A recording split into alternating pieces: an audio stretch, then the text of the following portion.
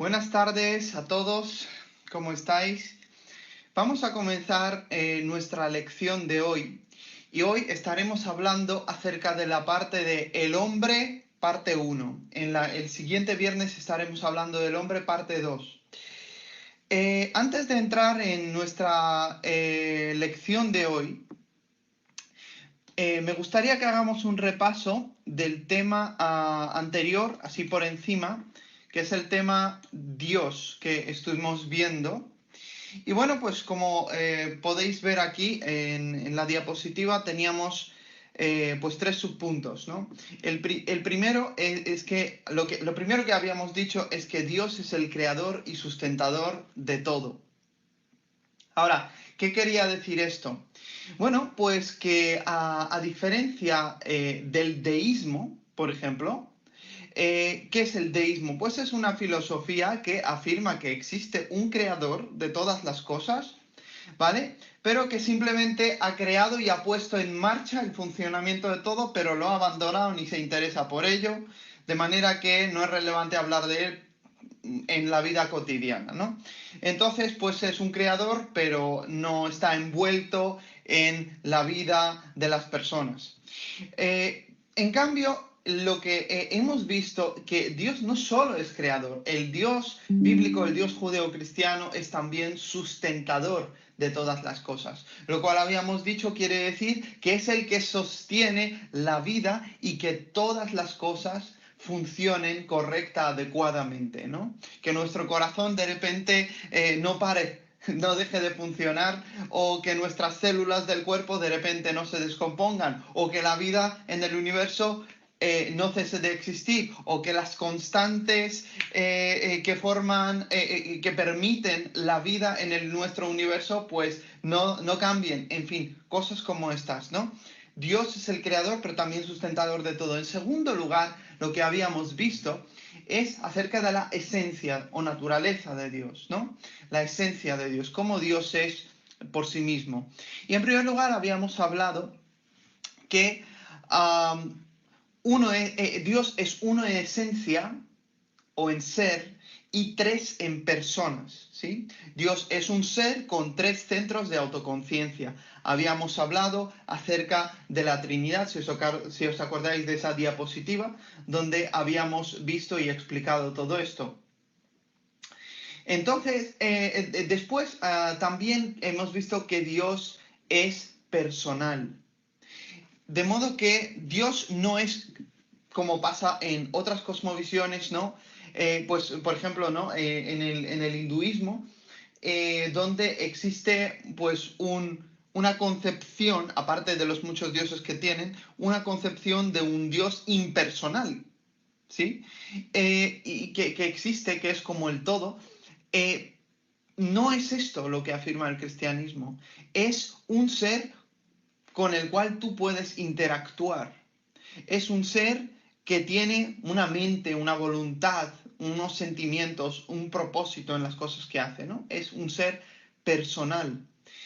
Por lo tanto, como vamos a hablar hoy también, la vida y todas las cosas pues cobran un propósito, ¿no?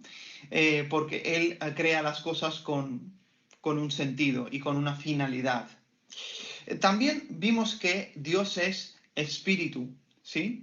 De modo que, a diferencia de las explicaciones materialistas, pues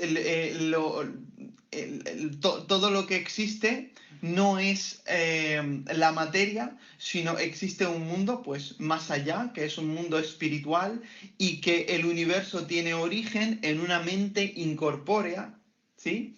Que es Dios. Dios es espíritu. Y así como Dios es espíritu, Dios es inmaterial en su esencia, en su persona, también Él crea seres, ¿sí? Él crea seres personales, y Él lo que quiere es que esos seres personales tengan una relación con Él y lo adoren en espíritu y en verdad. Si os acordáis, habíamos visto la diapositiva de Jesús en la Samaritana, donde Él decía que estos son los adoradores que busca el Padre, adoradores que lo adoren en espíritu y en verdad, de modo que la adoración tiene que ser guiada por el Espíritu Santo, tiene que provenir y ser en el Espíritu y tiene que estar dirigida por el Espíritu Santo de Dios, tiene que ser genuina, auténtica. Y finalmente, lo que vimos en la lección de Dios es que el carácter de Dios, ¿sí? El carácter de Dios. Habíamos hablado que Dios es amor, que Dios es santo, que Dios es justo, ¿sí? En cuanto a que Dios es amor, habíamos dicho, pues, que pues el amor de Dios es universal, es incondicional, es imparcial, ¿vale? Dios es amor. Es una buena noticia, ¿no? Quiere decir que Él nos ama. También habíamos hablado que Dios es santo.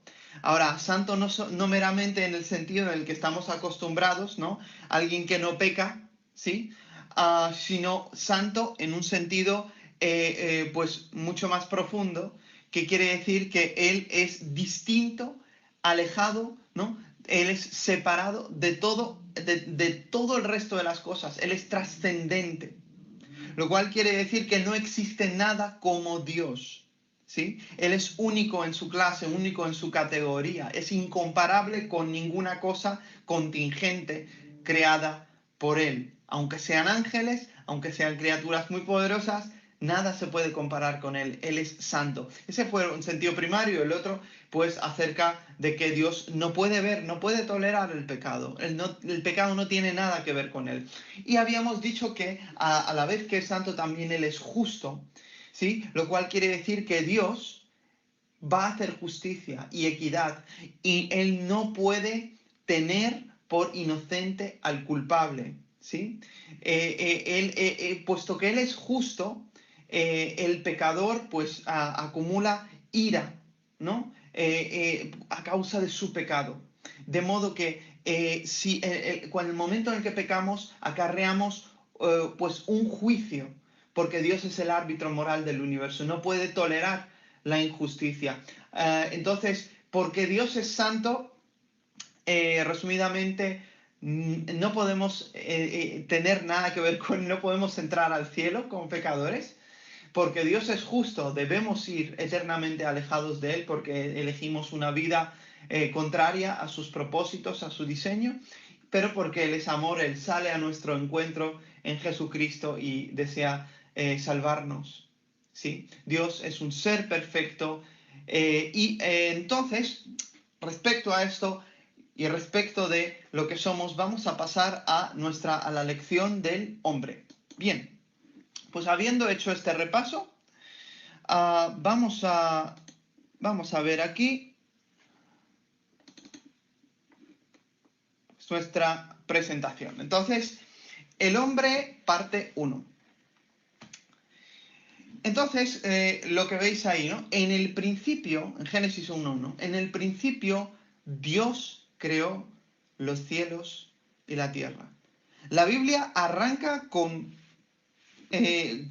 una frase que ya de por sí está rompiendo con las cosmovisiones y con los puntos de vista religiosos que rodean al Israel, ¿no? De ese tiempo, o al pueblo de Dios en ese tiempo, que eran cosmovisiones politeístas, ¿vale? Y aparte del politeísmo, también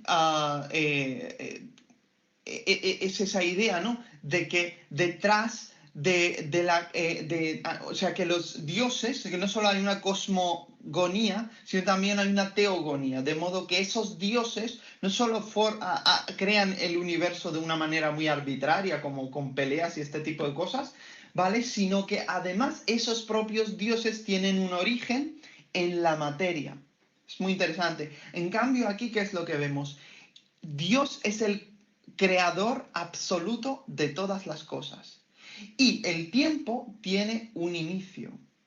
Ahora, si hay un Dios que inició todas las cosas, los cielos y la tierra, en el principio, eso connota que hay un propósito por el que Él hace estas cosas. Ya el universo no es el resultado de la necesidad, no es resultado de la casualidad o del azar, sino de una intención, de un propósito, de una mente que está detrás y que hace todas las cosas según su poder. Bien, por lo tanto, el versículo 1.1 de Génesis muestra propósito. Y de eso vamos a estar hablando, como os había dicho. Aquí, fijaos, la ilustración de la izquierda nos muestra cómo es el tiempo lineal, ¿verdad? Porque estamos viendo, como había dicho, en el principio creó Dios los cielos y la tierra. Entonces, eso quiere decir, contrario a las cosmovisiones, de nuevo, de aquel entonces, que el universo tuvo un principio en un punto en el pasado, lo cual rompe radicalmente, repito, con lo que se creía entonces. ¿Qué es lo que se creía entonces? Pues esto que algunos llaman el eterno retorno, es decir, que el universo es eterno, que nunca tuvo un principio. Y pues quizá os sorprenderíais de pensar que este es el punto de vista pues muy predominante en las civilizaciones antiguas. Leamos esto por un momento, ¿no? La concepción mítica, aquí abajo, la concepción mítica característica de las culturas antiguas, como la de los incas, mayas, hopis y otras tribus indígenas, además de los egipcios, babilonios, los griegos, el hinduismo, el budismo, el jainismo y otras culturas, contempla la rueda de tiempo que considera el mismo como ciclo o circular, ¿veis? Produciéndose una repetición incesante de edades y de entes de nacimiento y extinción. De modo que las cosas se van repitiendo, los eventos, las personas se van repitiendo. Y también las ideas quizás de reencarnación, ¿no? Que había en alguna de estas civilizaciones, ¿no? Como los hindúes, ¿no? Ahora, en contraste con ese pensamiento, tenemos el concepto judeocristiano, basado en la Biblia, que define el tiempo, por el contrario, ¿no? Como lineal, comenzando con el acto de la creación de Dios. Bueno, pues esto, como os comento, es bien importante porque rompe con lo que se pensaba en ese tiempo. Por lo tanto, resumiendo, en primer lugar, rompe con la idea de que hay un Dios, un solo Dios, un ser personal, que Él mismo, no teniendo como necesidad de nada, Él es el principio de todo y Él es el que voluntariamente crea los cielos y la tierra. Primero, esa claridad monoteísta, si queréis, o de la existencia de un Dios que crea todas las cosas con su poder, lo cual rompe con lo que se pensaba entonces. Vale, entonces Él es el que va a asignar las funciones y los propósitos a las cosas. Esto rompía con esto. En segundo lugar, rompía esta cosmovisión presentada por la Biblia con las cosmovisiones de la antigüedad que creían en un universo eterno, en que las cosas se repiten, un eterno retorno. En cambio, pues la Biblia nos presenta no solamente algo que tiene un sustento bíblico, la idea de que hay una creación ex nihilo, es decir, de la nada, sino también algo que racionalmente, si lo pensamos, pues se puede verificar, ¿sí? Es decir, todo lo que comienza a existir tiene una causa, ¿sí? Y nos damos cuenta que las cosas comienzan a existir.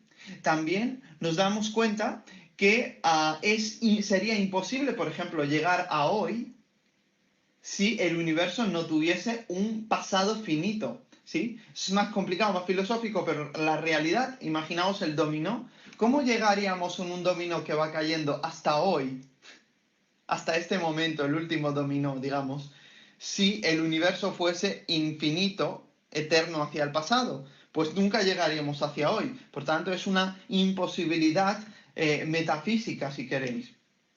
Pero no solo eso, no solo que todo lo que comienza a existir y vemos que el universo tuvo un inicio, es que también la ciencia, ¿no? la mejor evidencia científica de la cosmología de hoy ¿A qué apunta? Al inicio del universo, lo cual se descubre en el siglo XX, ¿sí? La teoría del Big Bang, que el universo es finito en el pasado. De modo que la Biblia ya estaba dándonos algo que si le hiciéramos más caso antes, pues quizá descubriríamos esto, pero siguiendo las cosmovisiones de la antigüedad, los científicos y los filósofos no llegaban quizás a captar esa idea de un universo con un inicio. Es decir, hasta que han empezado a considerar esto los cristianos, los judeocristianos siempre han sido como vistos como algo más raro, ¿no? Porque se concebía que el universo era algo eterno. Pero eso es lo que se ha descubierto. A nivel racional, todo lo que comienza a existir tiene una causa. A nivel científico también,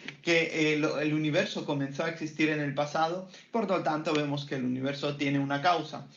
Y esta causa, pues, es Dios. Un ser personal con una intención, con un propósito, como podéis ver aquí.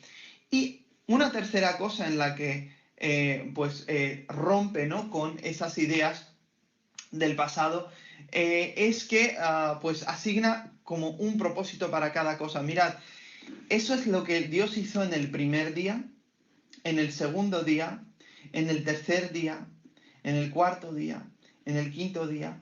Pero si cada una de estas cosas las cuales Dios llamaba, y vio Dios que era bueno, y vio Dios que era bueno, ¿sí? Entonces Dios todo lo quiere hacer bien, pero es que su propósito final en la creación que él estaba haciendo era llegar hasta el hombre. Es decir, había que crear una tierra, había que crear un polvo de la tierra para hacer del polvo de la tierra al ser humano y hacerlo de una manera especial, a su imagen. ¿Sí? El ser humano. Todo se había hecho, todo se había creado para que el ser humano pudiera habitar esta tierra y todas las cosas pues sirvieran a los propósitos de Dios y el ser humano fuera como un co-gobernante con Dios, digámoslo así. Y aquí vemos pues eso, ¿no? Lo siguiente, ¿no? Con lo que rompe quizá, ¿no?, el cristianismo o el judeocristianismo, la Biblia, con otras cosmovisiones. Y es que aquí vemos que efectivamente que Dios no solo es creador absoluto de todo, ¿sí? Es que Dios crea al ser humano del polvo de la tierra, ¿sí? Y le da un aliento de vida. Y estas dos cosas juntas, el Espíritu de Dios o el polvo del que Dios lo hizo, forman al hombre que es un ser viviente o que es alma viviente. Entonces, bueno, podemos leer este texto. Entonces el Señor Dios formó al hombre del polvo de la tierra y sopló en su nariz el aliento de vida y fue el hombre un ser viviente. Y el Señor Dios plantó un huerto hacia el oriente en Edén y puso ahí al hombre que había formado. Génesis 2, 7 al 8, ¿verdad? Entonces, propósito de la creación de Dios es crear al hombre y vemos ahí claramente que está esa parte física, material, y esa parte espiritual, metafísica, que Dios de estos dos componentes forma al ser humano. Para formar la parte material. Fijaos, incluso cómo podemos ver que la Biblia, a diferencia también de otras cosmovisiones, nos muestra que el ser humano es una sola cosa, es un solo ser humano, ¿vale? Y el ser humano fue hecho para ser espíritu, alma y cuerpo, o alma y cuerpo, dependiendo cómo se diga. Pero la idea es que hay una parte espiritual, inmaterial, intangible, y una parte física. Y eso es justamente lo que vemos en Génesis capítulo 2. El polvo de la tierra, pero también el aliento de vida, el cual le da Dios. Y estas dos cosas juntas forman el ser viviente, o más concretamente, alma viviente, ¿sí? Forma al hombre que en el Antiguo Testamento tiende a ser la persona entera con su cuerpo, tiende a ser concebida como alma, aunque la Biblia va dejando después más claro, a medida que pasa la revelación de los libros de la Biblia, ¿sí? Que en el ser humano hay un componente claramente inmaterial, claramente distinguible del cuerpo, y el cual sale del cuerpo, pero el cual está destinado a estar en el cuerpo, y por eso la promesa final, ¿no?, de la resurrección. Veamos entonces algún voluntario que nos lea este versículo rápidamente y proseguimos. Entonces el Señor Dios formó al hombre del polvo de la tierra y sopló en su nariz aliento de vida. Y fue el hombre un ser viviente, y el Señor Dios plantó un huerto hacia el oriente, en Edén, y puso allí al hombre que había formado. Génesis 2, del 7 al 8. Muchas gracias. Efectivamente. Ahora, ¿para qué fue creado el hombre? Como antes os había dicho, hoy vamos a tocar este tema, ¿no?, del propósito de la creación del hombre, el propósito de la vida humana, ¿no? Bueno, pues vamos a ver qué es lo que nos dice la Biblia, el mismo Génesis capítulo 1. Un voluntario que nos lea este texto. Y dijo Dios, hagamos al hombre a nuestra imagen conforme a nuestra semejanza, y ejerza dominio sobre los peces del mar, sobre las aves del cielo, sobre los ganados, sobre toda la tierra y sobre todo reptil que se arrastra sobre la tierra. Creó pues Dios al hombre a imagen suya, a imagen de Dios lo creó, varón y hembra los creó. Y los bendijo Dios y les dijo, sed fecundos y multiplicaos, y llenad la tierra y sojuzgadla. Ejerced dominio sobre los peces del mar, sobre las aves del cielo y sobre todo ser viviente que se mueve sobre la tierra. Muchas gracias.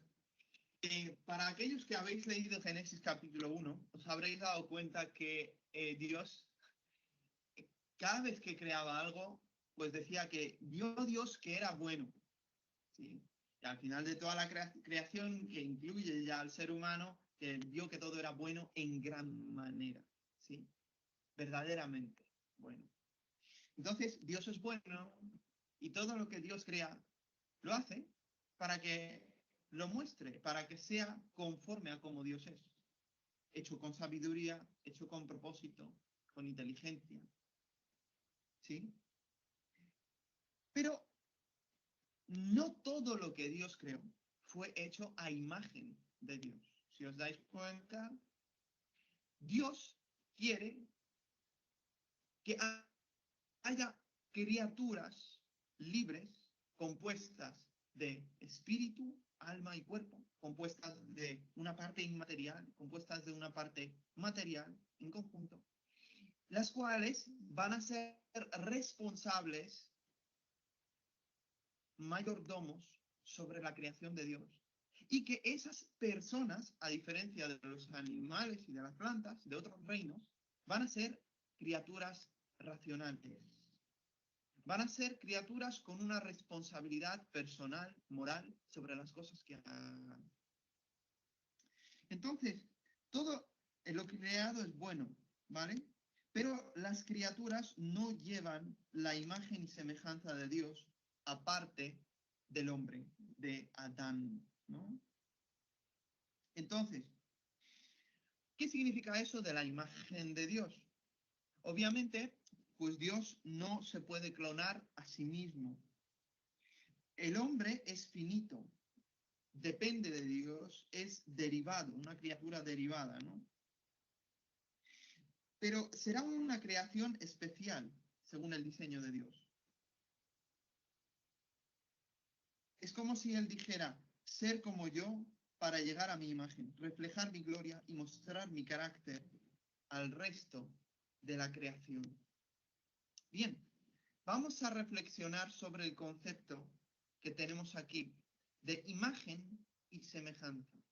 Aquí se podría hablar muchísimo, pero vamos a pensar un poco en esa idea de imagen y semejanza. ¿Vale? Pues, ¿qué es una imagen? ¿Vale? Me acuerdo una vez cuando yo estaba en la escuela, una maestra nos puso una imagen y decía, ¿qué es lo que veis ahí? Pues Que si viéramos algo así, diríamos, vemos una ballena. Es una ballena. Y a lo cual ella nos replica, no, no es una ballena. Estáis viendo una imagen de una ballena. Ahora bien, esa imagen representa cómo son las ballenas o cómo es esta ballena en particular, ¿no? Entonces, la imagen es, la imagen tal como la entendemos, ¿no? Es un producto, ¿vale? Pero se refiere y refleja, en el mejor de los casos, de una manera exacta, precisa, como debería reflejar, ¿no? A aquello que representa, aquella realidad que representa, ¿vale? Ahora, una imagen muestra cómo es una cosa, pero como digo, no es la cosa en sí misma. Una imagen puede ser más o menos precisa, pero siempre nos permitirá reconocer el objeto que representa, ¿vale? Aquí podemos tener una abstracción de lo que sería una ballena, aquí podemos tener, ¿no? Una figurita infantil, ¿no? De cómo sería una ballena, pero todos entendemos a aquello que se refiere. Ahora, imaginaos también el pensamiento, ¿no? De que una imagen está destinada a representar de la mejor manera a aquello que representa.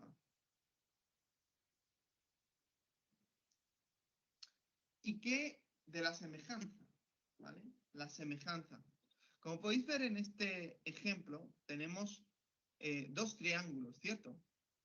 Semejanza transmite la idea de parecido, pero no igual, ¿vale? Eso es lo que nos pasa también con Dios. ¿Sabéis qué? Pues tenemos ahí esos dos triángulos, tenemos los grados que forman la abertura, ¿no? De cada ángulo del triángulo, ¿vale? Entonces lo que hace que un triángulo sea un triángulo es que haya una igualdad en la apertura, ¿verdad? Entre uno y otro. No obstante, pues ¿por qué tenemos A', B', ¿vale? C'. ¿Por qué tenemos esto? Porque los lados no son iguales a los lados del triángulo original, ¿vale? Por eso lo llamamos prima, ¿no? Matemáticas. Entonces, ¿es un triángulo? Sí, es un triángulo. Es semejante al triángulo original, pero no es igual a él. Porque tiene, en este caso, lados distintos a los del original, de una longitud distinta.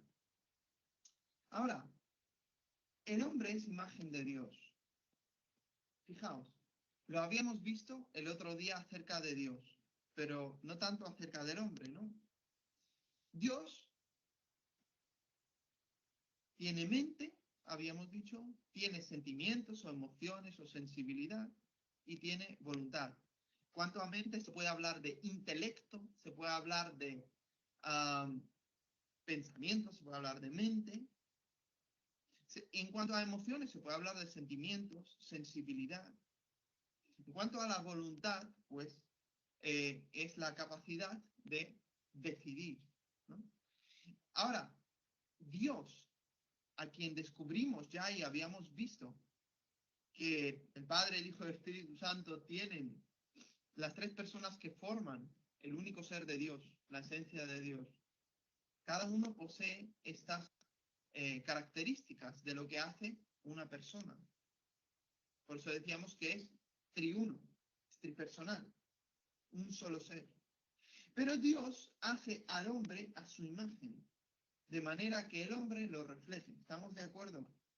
Y entonces le da una mente que no es igual que la mente de Dios, pero le da una mente para entenderlo, para descubrir a Dios, para entenderlo. Le da emociones, la capacidad de sentir, la sensibilidad. para poder amar a Dios como Él también ama. Y asimismo nos da la capacidad de la voluntad de decidir, no solo procesar, ¿sí?, como podría hacer un ordenador, sino decidir para poder seguirlo. Así como en la Trinidad, el Padre, el Hijo y el Espíritu Santo se siguen el uno al otro y cada uno tiene una voluntad. Dios imparte voluntad a la criatura libre, racional, llamada el hombre, para que el hombre pueda seguirlo en ese amor de manera libre y voluntaria. Disfrutar del amor de Dios, ¿no? Pero fijaos entonces, yo creo que la idea de que una mente para entenderlo, emociones para amarlo como Él ama, una voluntad para seguirlo, deja bastante claro la idea del reflejo de Dios en el hombre o de la imagen de Dios en el hombre. Ahora, los teólogos, como habíamos visto en otros momentos, han propuesto hasta 4 distintas interpretaciones, todas con alguna base bíblica, ¿vale? Acerca de lo que significa imagen de Dios en el hombre. Entonces, como habíamos visto, y esto vamos a ver rapidísimo, la interpretación sustantiva, ¿sí?, indica que la imagen de Dios es algo que el hombre es. ¿Vale? El hombre es imagen de Dios. ¿Y en qué se ve? ¿En qué refleja a Dios? En cuanto a que es imagen de Dios. Pues lo refleja en su capacidad racional, las emociones, la voluntad que acabamos de ver. ¿De acuerdo? Eso es lo que el ser humano es, según la interpretación sustantiva. Entonces, esto, la semejanza, ¿no?, incluiría también por las cualidades morales de Dios. ¿De acuerdo? Pero por otro lado, hubo teólogos sobre el siglo XX que también han visto esta interpretación interesante, que es la interpretación relacional. Efectivamente, Dios ha hecho al hombre a su imagen para que lo refleje en cuanto a su relacionalidad entre el Padre, el Verbo y el Espíritu Santo. Entonces tenemos aquí la interpretación relacional, es decir, la imagen de Dios se definiría en cuanto a algo que el hombre tiene. ¿Qué tiene? Pues así como el Padre tiene una relación con el Hijo con el Espíritu Santo, eso sería una realidad relacional eterna en Dios, pues el hombre estaría hecho para poder ser un ser relacional, para relacionarse verticalmente con Dios y horizontalmente con el resto de la humanidad y en particular pues con su esposa. Los dos juntos están destinados a tener una unión de pacto, una unión pactual tal que parezca que son una sola cosa, que trabajan juntos como un equipo. Y por eso Dios dice que dejará el hombre a su padre y a su madre, los dos se unirá a su mujer y los dos serán una sola carne, una sola cosa, ¿no? Ahora, tenemos otra interpretación, la moral, ¿vale? La interpretación cristológica, ¿vale? ¿Por qué la llamamos cristológica? Porque esa es la parte de la imagen, digamos, en la cual fuimos hechos seres morales, ¿vale? Con capacidad de decidir, como habíamos visto aquí en la parte de la semejanza, cualidades morales de Dios en el hombre. En este caso sería no tanto lo que el ser humano es, sino en la medida en la que el ser humano se parece a o refleja a Dios, ¿vale?